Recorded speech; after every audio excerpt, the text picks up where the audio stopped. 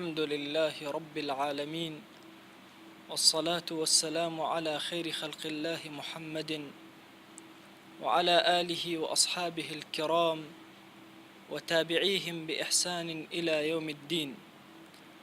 خوايا خير بو همو جيتي لدڵمان دا بچەسبێنە.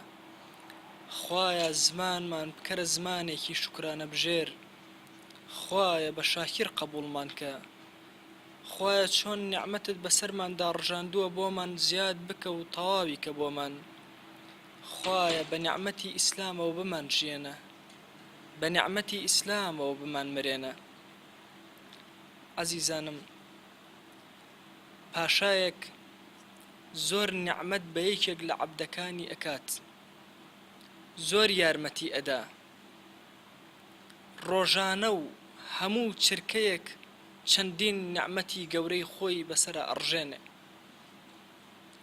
لە بەرامبەردا ئەگەر ئەم عەبدە وەفای هەبێ، ئەگەر ئەم عەبدە ئەو بناسێ، ئەبێ زۆر وەفادارانە تەعامل بکات، بێ پاداشتێک بداتەوە. ئەگەر بڵێن ئەم پاشایە هات بۆ ماڵی ئێوە سەردانی کردن، ئەبێ ئەم چۆن خۆی بڕازێنێتەوە، ئامادەکاری بکە بۆ ئەوەی شکرانە بژێری ئەم کەسە بکات کە ئەم هەموو نیعمەتەی بەسەرا ڕژاندووە. دەی بزانن لە فکر و عەقڵی ئێمەدا ئەگەر ئەم کەسە بێوەفا بێ، ئەگەر ئەم کەسە ذکری ئەو نەکا، ئەگەر ئەم کەسە نەیەوێ پاداشتی ئەم هەموو پیاوەتیە بداتەوە و بەڕێزەوە ناوی نەبا، ئەوە کەسێکی زۆر سپڵەیە، کەسێکە نافامیدەیە، کەسێکە بێوەفایە، لە دەرونی ئینسانەکاندا بچووکە. دەبزانە خوایەک جەلە جەلالوهو ئەم هەموو نیعمەتەی بەسەر ئێمەدا ڕژاندووە. هەناسەکانی ئێمە هەمووی نیعمەتی خوان، کەیفیەتی دروستبوونی جەستەی ئێمە هەمووی نیعمەتی ڕەب العالەمینە. بینین، بیستن، قسەکردن، ئەو هەموو لەزەتەی کە بە زمان وەرئەگیرێ، بە بینین، ئەو هەموو لەزەتەی کە بە مێشکی ئینسانا دێ، کە نیعمەتەکانی ڕەب العالەمین لە ژمارە بەدەرن. وئن تەعودوا نعمەت الله لا تحصوها.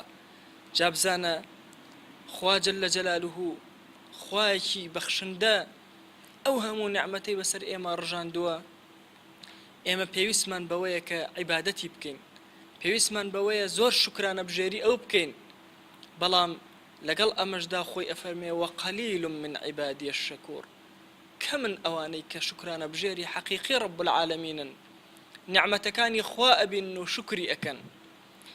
پێغەمبەر صلی الله عەلەیه وسلم کاتێک کەوا ئەوەندە نوێژی ئەکرد و ئەوەندە ئەگریا قاچەکانی ئەوسا بوون، عائیشە ڕەزا و ڕەحمەتی خوای لێبێ ڕووی تێکرد، پێیوت ئەی پێغەمبەری خوا صلی الله عەلەیه وسلم، تۆ ڕەب العالەمین لە تەواوی گوناهەکانت بوراوە، ڕەب العالەمین عەفوی کردووی. ئەی پێغەمبەری خوا صلی الله عەلەیه وسلم بۆ ئەوەندە خۆت ماندوو ئەکەی؟ فەرمووی ئەفەلا ئەکوونە عەبدەن شەکوورا، ئەفەلا ئەکوونە عەبدەن شەکوورا، ئەرێ نەبمە عەبدێک بەندەیەکی خوا کە بەندەیەکی شکرانە بژێر بم، شکری ئەو بکەم کە ئەو هەموو نیعمەتەی بەسەر مندا داوە. خوا جەلە جەلالوهو نیعمەتی زۆری بەسەر ئێمەدا ڕژاندووە. عومەری کوڕی عەبدولعەزیز ڕەزا و ڕەحمەتی خوای لێبێ ئەفەرمێ قەیدوا النعم بالشکر، نیعمەتەکانی خوا جەلە جەلالوهو ببەستنەوە، با لەلاتان بمێنێتەوە بەهۆی شکرەوە. ئەگەر ئینسانێک شکر نەکا، نیعمەتەکانی خوا بەسەریەوە نامێننەوە. ئەفەرمێ ڕەب العالەمین، ئەفەرمێ لەئین شەکەرتم لەئەزیدەنەکم، ئەگەر ئێوە شکرکەن، ئەگەر ئێوە زمانی شاکر و دڵی شاکر و کردەوەی شاکرانەتان ببێ، لەئەزیدەنەکم، ئەفەرمێ بۆتان زیادەکەم. ئەگەر خوا نیعمەتی عەقڵی بە تۆ داوە، شکری کە با عەقڵت گەورەتر بێ، نیعمەتی علمی بە تۆ داوە، شکری کە با علمت زیاتر بێ، نیعمەتی ماڵی بە تۆ داوە، شکری کە بە ماڵت زۆرتر بێ. شکر تەنها بەدەم ناکرێ، تەنها ئەوەندە نییە ئینسان بەدەم بڵێ ئەلحەمدولله، نا، شکر ئەبێ بەدەم بکرێ، بەدڵ بکرێ، بە کردەوەکان بکرێ.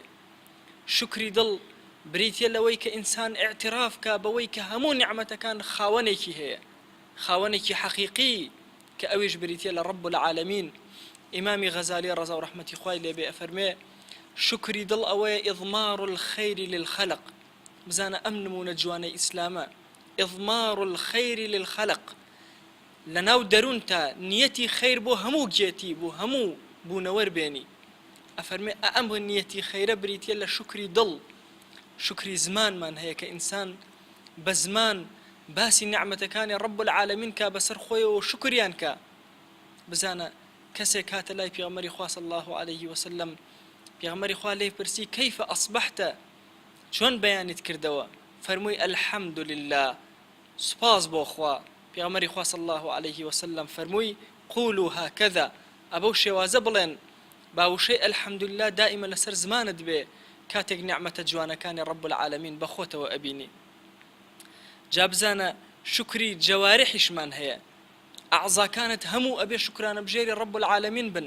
ئەم شکرانەیە بەچی ئەکرێ استعمال النعم في طاعته نعمەتەکانی خوا لە طاعەتی خوایە جێبەجێکەی چۆن ڕەب العالەمین دەستی بە تۆ عەتا کردووە دەست ئەم دەستە خوا چ فەرمانێکی کردووە تەنها لەوە بەجێ بێنە فەرمانی پێ کردووی ئەم دەستە دەستێکی پاک بێ خیانەت نەکا دەستێک بێ لە موسڵمان نەدا دەستێک بێ عەزیەتی هیچ کەسێک نەدا دەستێک بێ ترازوبازی نەکا دەستێک بێ خیانەت لەگەڵ لە کڕین و فرۆشتنا نەکا دەستێک بێ نەنووسێ بە خراپی لەسەر خەڵک دەستێکی پاک و بێگەرد و نەزیه بێ ئەوە شکری دەستە قاچەکان شکریان هەیە ئەوەیە بە قاچەکانت بڕۆی بگەڕێی فەقیر و هەژار بدۆزیتەوە و نعمەتی بدەیتێ لە نعمەتی خوا کە بەشداری کردووی تۆ بەشی بدەی خوا جل جلاله ئەفەرمێ ومما رزقناهم ينفقون ئەلەو شتەی کە ئێمە کردومانە بە ڕزقی ئەوان با ئەوان ببەخشن یعنی تەکلیفت لێ ناکا شتی خۆت ببەخشی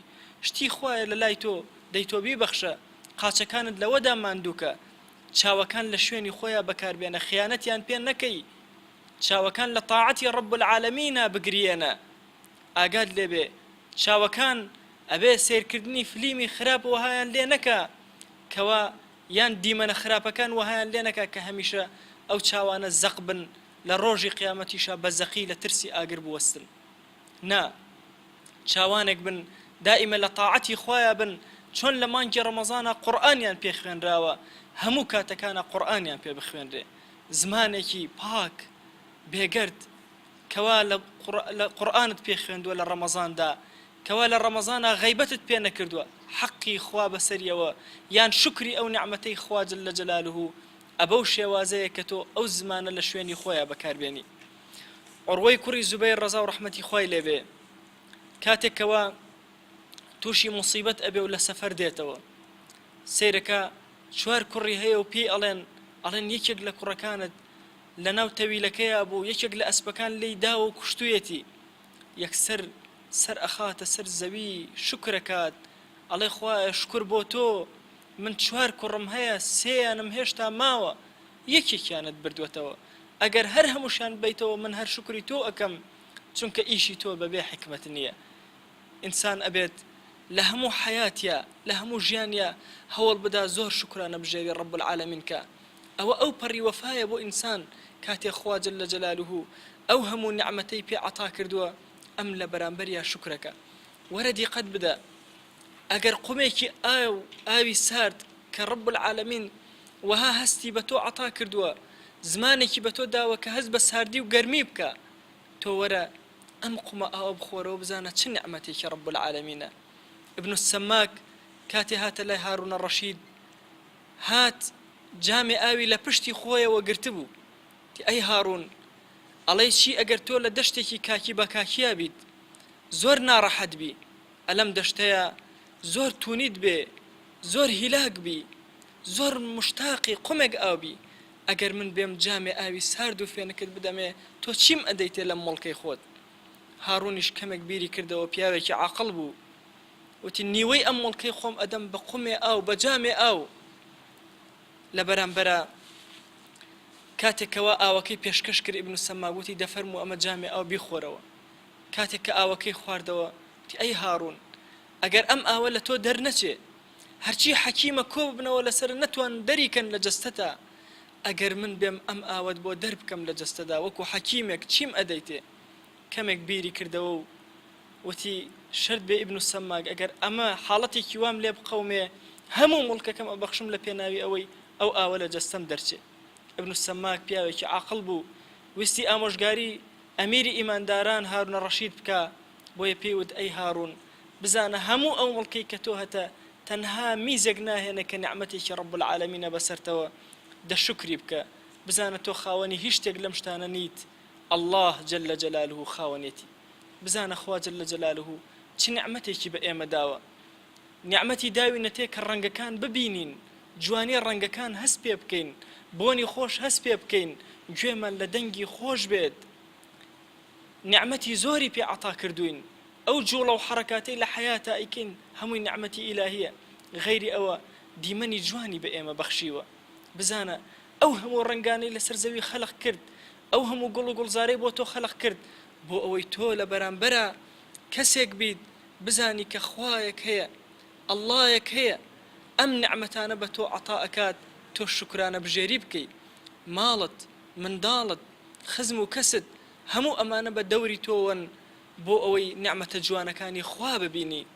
بە بینینی نعمەتە جوانەکان شکری ئەو کەی زمانێکت هەبێ شکری ڕەب العالەمین بکە. اینجا بزانە هەموو ئەو نعمەتانەی یان هەموو ئەو شتانەی کە لە دنیادا خوازراون و خەڵک ئەهێوێ لە چوار جۆر تەجاوز ناکە. جۆرێکیان سوودی دنیا و قیامەتی تێدایە، وەکو ئەخلاقی جوان لەگەڵ علمدا، ئەم دوانە لە دنیاشا ئیسفادەیان لێ ئەکەیت و لە ئاخرەتە. بزانە ئەمانە جێی ئەوەن کە ئینسان زۆر ئەگەر خوا یەکێک لەمانەی پێ عەتا کرد، شتێ لەمانەی پێ عەتا کرد، ضرورە بەوەی کە زۆر شکری ڕەب العالەمین کە، چونکە دنیا و ئاخرەتیشی پێ ئەکڕێ. جۆری دووهەمینیان بریتێ لەوەی لە دنیادا قازانجی زۆرە، ئەمما لە ئاخرەتە نگبەتیە بەسەر شانتەوە. طەڵەبی ئینسان ئەوهایە کە داوای ئەکەوە، نەفسی ئاوایە خوازیارێتی، بەڵام ئەبێ ئەم خۆی زۆر بپارێزێ، چونکە لە نعمەتی ئیلاهی دەرئەچێ ئەمە. خوا ئەمری پێ کردووی نا لە دنیادا نەتبێ، تۆ هەوڵ بدەی بدبێ، لە ئاخرەتا بۆ هەتا هەتایە مەحروم ئەبی، عەزاب ئەدرێی، سزا ئەدرێی. بۆ نمونە شەهوەت بازی، کاتێک کە ڕەب العالەمین لە غەیری حەڵاڵی خۆ لەم دنیادا لێی حرام کردووی نەکەی توخنی کەوی، نەکەی نزیکی کەویتەوە، چونکە بە نزیک کەوتنەوەی تۆ لەو حرامە بزانە بچووک ئەبیتەوە، لە کەونا بچووک ئەبیتەوە و ئەبیتە کەسێک کەوا شکری ڕەب العالەمینت نەکردووە. خوا ئەگەر کەسێک نعمەتێ بەسەر تۆیا بڕژێنێ، پێت بڵێ لە بەرامبەری ئەم نعمەتەما کە من ئەیدەم بە تۆ تەنها فڵانە شت مەکە، تۆ فڵانە قسە مەکە، قەت ئەیکەی نایکەی. ئەگەر کەسێکی بە وەفابی، کەسێک بی ئینسانیەت بزانی، دەی هەمومان ئینسان و ئەمانەوێ ئینسانیەت بزانین، خوا نعمەتی پێداوین کە لە شوێنی خۆیان بەکاری بێن و ڕایگرین. جۆری سێهەمینیان لە دنیا و قیامەتا زەرەری هەیە، ئەبێ ئینسان خۆی زۆر بپارێزێ. جۆری چوارەمینیان بریتێ لە شتێکەوە لە دنیادا جۆرێک لە زەرەر ئەبینی، ئەمما لە قیامەتا قازانجێکی گەورە ئەبینی. بزانە ئەمەش جۆرێکە زۆر بە نەفعەوەکو دەرمان، کاتێک کە نەخۆش جاری وا هەیە دەرمانە خوا دەرمانەکە تاڵە، بەڵام نەفعێکی گەورەی هەیە کە عیلاج و شیفایە. بزانە هەر یەکێک لە ئێمە چەندین نعمەتمان هەیە، نعمەت تەنها پارە نییە. کەسێک دێتە لای پیاو چاکێک ئەڵێ زۆر بێپارە و بێحاڵم، بەشکم دوعام بۆ بکەی، ئەویش پێی ئەڵێ چاوەکانت ئەفرۆشی بە 10,000 درەم، دەسەکانت ئەفرۆشی بە 10,000 درەم، قاچەکانت ئەفرۆشی بە 10,000 درەم. بەم شێوازە لەگەڵ یا ئەڕوا تا لە ئەخیرە ئەڵێ تخوا عیب ناکەی، تۆ ئەم هەموو پارەیەت هەیە داوای پارە ئەەکەی، کێ هەیە چاوی خۆی بە دەفتەرێک دۆلار و بە 10 دەفتەریش بفرۆشی و بگۆڕێتەوە؟ کەسمان. دەخوا جەل جەلاله ئەم هەموو نعمەتەی بە ئێمە داوە بۆ ئەوەی شکرانە بژێرێکی حەقیقی بین. دەبا هەوڵ دەین بە زمان و دڵ و کردەوەمان شکری ڕەب العالەمین کەین تا سەرفرازی ئەم دنیا ئەو دنیا بین. تا بەرنامەیەکی تر خواتان لەگەڵ بێت.